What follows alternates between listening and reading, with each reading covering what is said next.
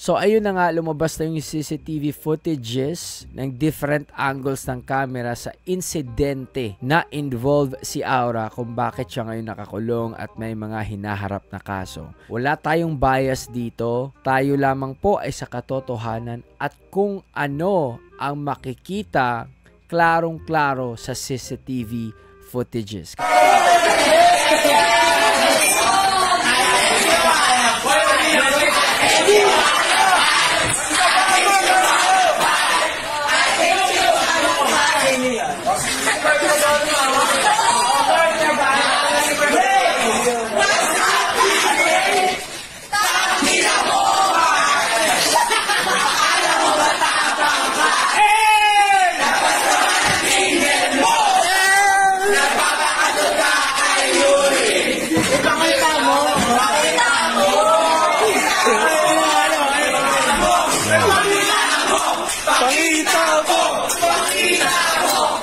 So obviously from this footage, nagkakatuwaan lang sila at parang yung isang lalaki parang china-challenge nila na ipakita yung kung anong meron siya under his pants. So walang ano dito alitan, they're just enjoying the moment and the hype that they're in.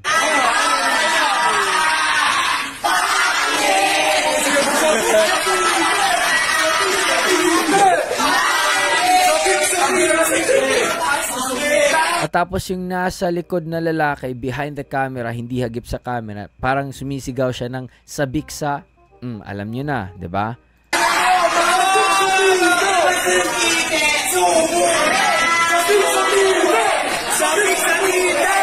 Grabe naman to mga kabataang to, man. Super wild. I want you to listen to this. Ito, hanggang dito lang tayo na part, but I want you to listen to this man behind this CCTV footage. Video 1. Nag-umpisa kasi yan dito sa 9, ano yun? And 9:30. Para makita natin yung kasiyahan ng kabilang table at yung grupo ni Aura. Well, basically, hindi naman sila magkagalit eh. Kumbaga magkakakilala yung kasama ni Aura at yung guy na involved. Okay, so may common friends pala sila. So, if you can see, ito si Aura na nasa cruiser. At saka ito yung guy na naka-gray. So, nung nakikita nyo, hinuhubad ng guy yung, yung pants niya. Kasi yun ang request ni Aura. Oh. Hindi... Yun ang request ni Aura. Malinaw yun ah. Okay, hinuhubad ng guy yung pants niya kasi yun yung request ni Aura. Okay, ulitin natin ah, baka di nyo narinig eh. Cruiser. At saka ito yung guy na naka-gray. So, nung nakikita nyo, hinuhubad ng guy yung, yung pants niya kasi yun ang request ni Aura. Hindi nagsimula yung issue. Walang issue na hipuan. Okay. Walang issue na hipuan. Ulitin natin. Pants niya kasi yun ang request ni Aura. Hindi nagsimula yung issue. Walang issue na hipuan. Nagsimula yung issue dahil itong guy na naka-gray gusto magpa-picture dito sa kay Aura. Pero ang sabi kasi ni Aura, in order na makapagpa-picture, kailangan muna ng magubad ng pants ng guy. O, diba? So, sa isang kondisyon. Kasi yung guy, gusto niya magpa-picture kay Aura. Kaso, may kondisyon na binigay si Aura. Which is, dapat siya magubad ng pants muna. O, diba? Ulitin natin yun.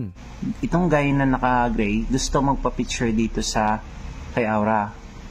Pero ang sabi kasi ni Aura, in order na makapagpa-picture, kailangan muna ng magubad ng pants ng guy. So, as you can see, wala nang tugtog dyan. Nagsasayawan na lang sila. Nagkakatuwaan na lang dito sa video 1. Kitang-kita dito sa video na magkakaibigan itong yung grupo ni Aura at saka itong guy na naka-gray, naka-yellow at saka naka-black. Magkakaibigan ha, walang alitan. Makikita sa video na pinapababa na ni Aura yung mga kasama niya. Kasi nga para matupad yung dare niya dito sa guy na nakakulay gray. Tingnan mo, nakikita dyan kasi nung during party, nagkakasiyahan yan sila. Yan, magkakakilala yan, oh. Kasama ni Aura yan, yung guy na naka-white. Yan, magkakasama yan. So sabi nung lalaki sa video, pinapababa na ni Aura yung mga kasama niya kasi para matuloy na yung dare niya sa lalaki na naka-gray na gusto niyang pahubarin ng pants. O 'di ba? O 'di ba? Sa katotohanan lang kung ano yung meron sa CCTV, walang bias to. Hinaaya na siya ng kasama niya na naka-sando, pero ayaw niyang bumaba. Ang rason kung bakit ayaw niyang bumaba is meron siyang dare dito sa lalaki. O 'di ba? O, sabik si Aura dito ng konti. Para mapagbigyan magpa-picture, kailangan hubarin yung pants. Nilapitan ng guy yung si Aura.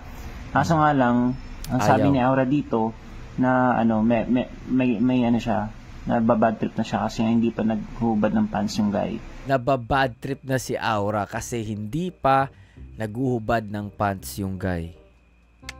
Kung napapansin nyo, ayan, magkakasama yan sila. 5 yan sila na grupo. Ngayon, pinasaran ni Aura yung pinto. Ayaw niyang paalisin itong grupo na to hanggat hindi naguhubad ng pants tong guy. So, pinasara ni Aura yung pinto para hindi maka-exit yung grupo ng lalaki. So, it means may kakilala siguro si Aura or siguro siya dito. Regular customer siya dito. Actually, biruan lang yun eh. Kaso nga lang sineryoso ni Aura. Oh, biruan lang yun kaso sineryoso. Nako, parang medyo nasabik talaga si Aura. Kasi yun yung dare niya dun sa guy. Forward natin kung saan na yung kubad yung guy. Yan, pinapababa lahat ng ano yun. Actually, okay sila ni Aura at saka yung guy. Masama lang loob ni Aura at gawa nga ng hindi na pagbigyan. As you can see, hindi na pagbigyan, no? Siya yung nagsabi niyan, Siya yung nagsabi niyan. Siguro may-ari to or some sort of manager ng bar na to. As you can see, nag-uusap sila dyan. May nag-holding hands pa nga sila eh. Sana yung footage na yan.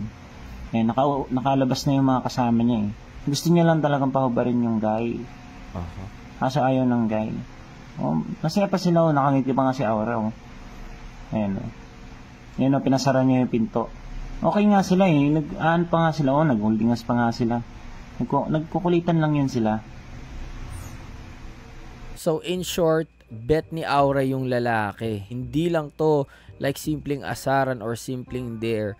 But, it goes to show by the looks of it, by the looks of what happened in this footage, no? Parang bet talaga ni Aura. Kasi kung hindi mo naman talaga bet, diba? Lulubayan mo naman eh. Hindi mo naman, pipilitin, no? Kasi if there at hindi magawa nung lalaki, kung ayaw talaga nung lalaki, alis ka na, diba? Pero ito si Aura, no? Namimilit na siya. Dito na yung ang issue, nababad trip na siya. Dahil hindi siya napagbibigyan na magubad yung guy.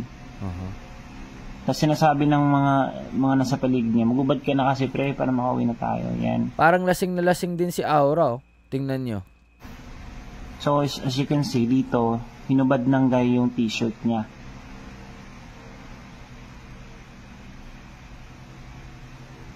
Tingnan nyo. Hinubad ng guy yung t-shirt niya. Ang gusto niya mangyari is hubarin yung short.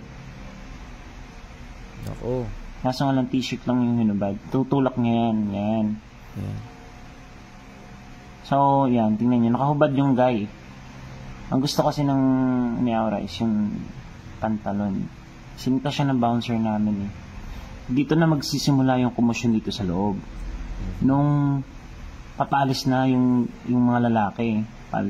So, balik tayo sa video 1. Punta tayo dun sa hinatak na nagbihis na yung lalaki. Ayan. Nakaubad yung lalaki dyan, di ba? And sinita ng bouncer namin. Ulitin ko lang to make sure. Ayan. Ibinalik ng guy yung damit niya. I-close up mo, pre. Balik ng guy yung damit niya.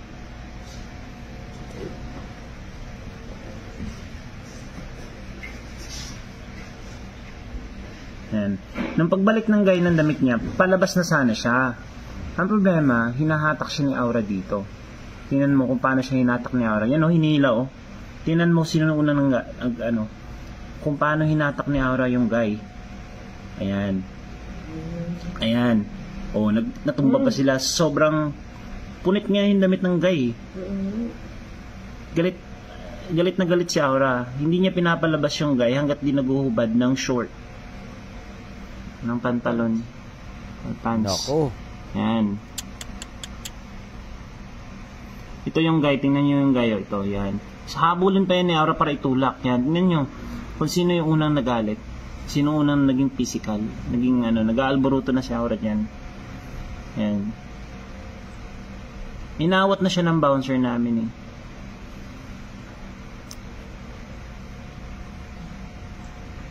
So dito parang nagtatawanan pa yung guy, hindi pa inaano kasi nga akala na pero naiinis na rin yung guy kay Aura kasi na masyado ng physical yan. Tutulak pa yan ulit.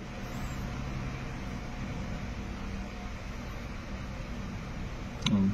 Focus mo dito. Yan.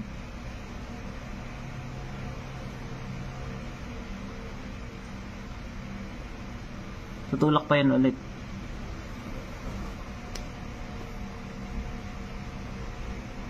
Gusto na umuwi ng guy. Actually, gusto nilang umiwas talaga. You know? Nag-self-defense na yung lalaki. Tinan mo, tunulak pa.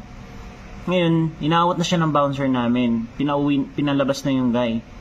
Itong mga bouncer namin, nag-responde agad para mapigilan. So, dito na tayo sa video 3. Nako, based sa CCTV footage, walang ground si Aura. Wala siyang claim sa kung ano mo yung sinasabi niya. Walang tumugma sa sinabi niya eh. Siya pala yung aggressive. Siya pala yung nag-trigger ng ng gulo. Nako, dahil hindi pinagbigyan. Dahil hindi nagubad ng pantalon yung lalaki, man. Dahil sa katuwaan na dare na sineryoso niya masyado. At dala na rin ng kalasingan siguro. Ayan o. Ito na yung parang nakalabas na yung guy, pinapalabas na ng bouncer namin. Yan, tinutulak ni Aura. Yan o. Oh. Tinaas na yung kamay ng guy. Ayaw mo laban niya, pero tinutulak pa rin ni Aura. Walang hipuan na nangyari. Yan o, ng bouncer namin. Responde agad yung mga bouncer namin para awatin si Aura. Alam na mga kaibigan ni Aura kung sino talaga yung may issue ng time na yan. Naku. Yan, tinutulak na ni Aura yung mga bouncer. Tapos may pa-hashtag justice for Aura pa. Tapos yung parang magazine na Cosmopolitan, parang nag-post sila ng empowerment ng mga trans na gano'n, na kesyo si Aura bakla pero pinagtanggol yung mga chuva-chuchu babae na hinipuan, pero wala naman talaga, no? Wala silang source, pero yung chika lang ni Aura yung source nila.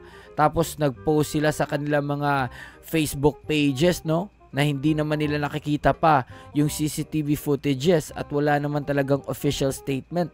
Sure namin, at dali-dali na umalis yung guy. Nakikita yan dito sa video 4. As you can see, bababa yung guy dito. O yung naka-gray na bet ni Aura. Galing yun sa taas kanina nung pinulak siya. Tapos tinaas niya yung kamay. Ayan. Tumakbo pa yung guy dyan. Ayan si Aura. Ayaw talaga magpaawat. Tingnan niyo yung yung mga bouncer namin todo responde yan para maiwasan yung gulo. Ang problema yan, kung hindi siya pinigilan, laglag siya dyan. Gusto talagang saktan yung lalaki dahil hindi siya napagbigyan. Yan, tingnan mo. Tingnan mo. Ilang bouncer yan? 2, 3. Nag-amok kasi hindi napagbigyan. OMG, paano kaya to lulusotan ni Aura? Wala siyang lusot dito, men. This is very obvious na siya yung aggressor, siya yung nag-trigger talaga. Maiwasan lang yulo. Ang problema nga lang, ang dami ng kasama ni Aura, 24. 24 na katao yung kasama ni Aura. Siyempre, pagka sinimulan ni Aura yun, pati yung mga kasama niya, din talaga. Ayun muntik pa siya malaglag dyan, pero nawakan siya ng bouncer namin. Pinipigilan siya ng mga kasama dyan, pero ayaw magpaawat. Ito na yung video 5. Makikita dito na rumesponde agad yung mga kasama ni Aura nung bumaba yun. Yan yung guy bumaba. Yan. Bumaba yung guy actually. Kawawa nga yung guy kasi punit-punit yung damit. Yan. Sabi kawawa nga yung guy kasi punit-punit yung damit. Ayan, bumaba na yung guy. Para umiwas lang sa gulo, yan Ngayon, yun yung mga kasama ni Aura. So, ang dami niyang mga kasamang lalaki, si Aura. Pati mga babae, yung mga babae na nagsiunahan ng bumaba. Nagsiakyatan ulit yung may dalang rose. Ayan, nagsiakyatan ulit. Ayan. Tingnan mo kung gaano ka-aggressive si Aura. Ayaw magpapigil. Tingnan mo. Ayan. Sinasabi niya yan, gusto niya sapakin yung lalaki. Tapos dito tayo sa video 6. Ayan yung guy. Tama. Ayan yung naka-gray na guy na lumabas na sa premises namin. Ayan, lumabas na. Mamadali nga siya kasi nga ayaw ng gulo. Grabe, no? May patience pa rin yung lalaki. Kahit na publicly tinulak-tulak siya, napunit yung niya, yung t-shirt niya, pero he had the patience. Talagang nakalabas siya sa establishment. Pero sinugod pa rin ata ni Aura sabik na sabik kasi sa Tapos magsisiakyatan yan. Sabi ng guy dun sa labas na awatin si Aura. Kaya yung mga guy nagsipasukan sa loob. Awatin si Aura kasi ayaw magpaawat. At gusto niya talagang sapakin yung guy sa labas. So, yan tingnan mo kung gaano ka violent si Aura dyan.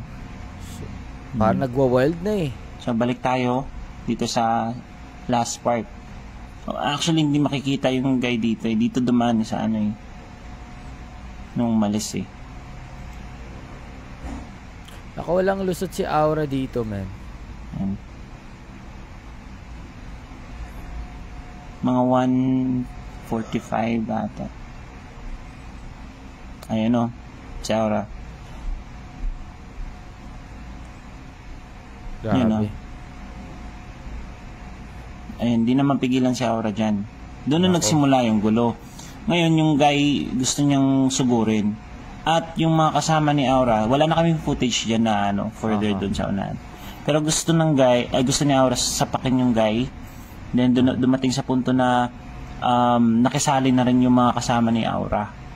So basically, wala talagang hipuan na nangyari. Kasi kapag dating sa hipuan, masyado kaming sensitive dyan. Masyado kaming hands-on. As you can inquire, you can also go to the police station ng SAIS dito sa poblasyon kung gaano kami ka hands-on pagdating sa mga ganyang issue. Sa footage na to walang issue na hipuan. Obviously, yung claim ni Aura na sabi may hipuan daw na nangyari, wala pala talaga.